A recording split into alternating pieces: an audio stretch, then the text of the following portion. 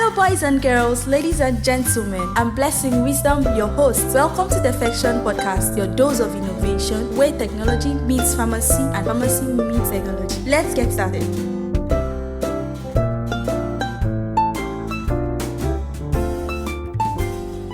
Hello everyone, what's up? How are you doing? Well, I've been a pharmacy student and this is our very first episode of the Perfection Podcast. Welcome to the place where technology, pharmacy and perfection come together. And I'm your host, Blessing Wisdom, and I'm thrilled to have you join me on this journey where I'll explore the intersection of my passion, technology and pharmacy. And since this is our first episode, I thought it would be fitting to start with my journey and how I found my way into technology and pharmacy. Growing up, when you ask any child, most children, at least in my time and in my school, if you ask them, mostly like the students in the science class, if you ask them, what do you want to be in future? The first question or the first answer you get is, I want to be a doctor. So as every child, I wanted being a doctor. But when I got into school, as admission processes in Nigeria, my country, in case you're listening to this outside Nigeria, I was given pharmacy. I got to learn that pharmacy was a very good course. And then for the technological part of me, the side of me that I love tech, that is passionate about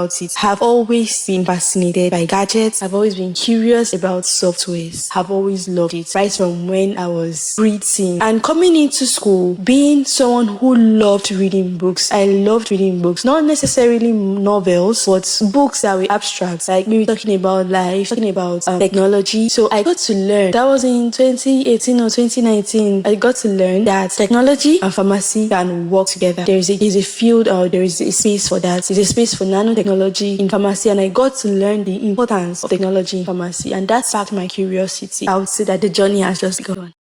On today's dose of innovation, I'll talk about the ways technology impacts the pharmacy world. One of the ways is blockchain. So what is blockchain? At its core, blockchain is a decentralized digital ledger that records transactions across multiple computers, ensuring that the data is secure, transparent, and immutable. In simple words, blockchain is a database. One of the ways in which blockchain impacts the pharmacy world is by enhancing supply chain transparency, by allowing one to track the entire journey of pharmaceuticals from manufacturing to the patient, ensuring that every step is recorded and verifiable, and this is crucial in fighting counterfeit drugs. And this brings me to my next point of drug safety. In case of a recall, it helps to identify and remove affected products swiftly, minimizing risks to patients. And in clinical trials, blockchain ensures data integrity and transparency, making it nearly impossible to falsify results. It also keeps records secure and immutable. Also, it enhances prescription management. It secures electronic prescription and protects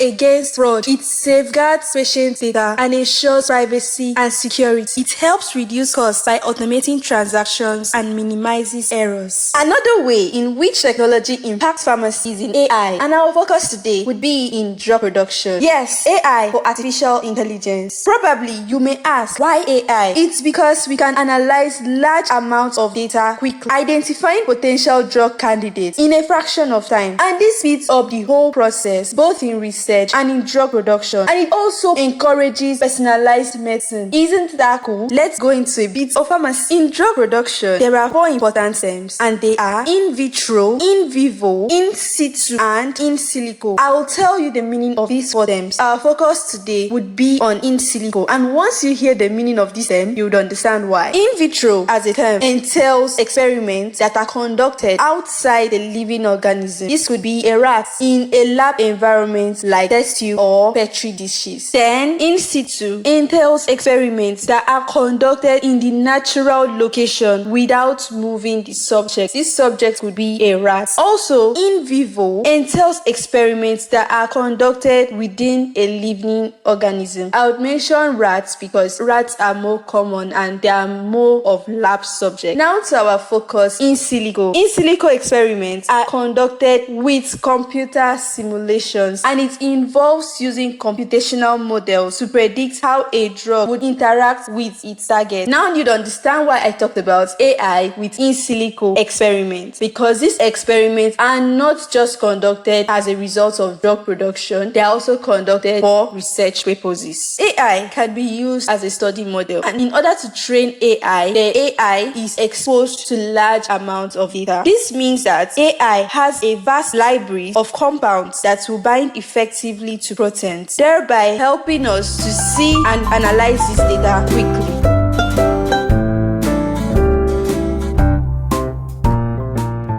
So far on this episode, we've been talking about how technology affects the pharmacy world. And on the last note, we'll be talking about telepharmacy. Telepharmacy involves delivering pharmaceutical care through telecommunications technology, enabling remote consultations, prescription verification, and drug therapy monitoring. Yes, telepharmacy is literally bringing pharmacy to your doorstep or to your room. So now, let's talk about how telepharmacy is impacting the pharmacy world. Let's start with access to care. Telepharmacy increases access to care, particularly in rural areas, and it offers convenience for those with mobility issues or busy schedules. And patients can receive necessary medications and consultations without traveling long distances or having to wait on long queues. Telepharmacy enhances patient care. It supports chronic disease management and medication therapy management. This allows pharmacists to regularly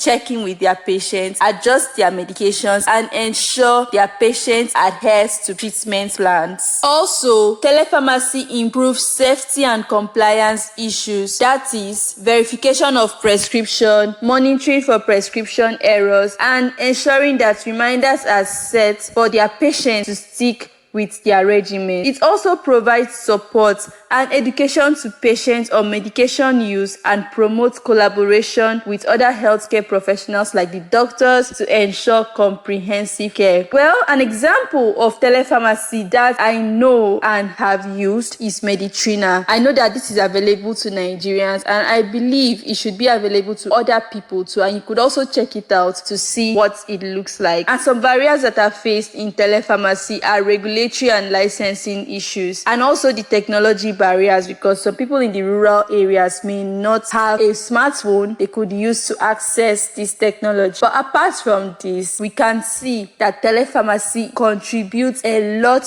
to the pharmacy world. Thank you for staying tuned till this moment.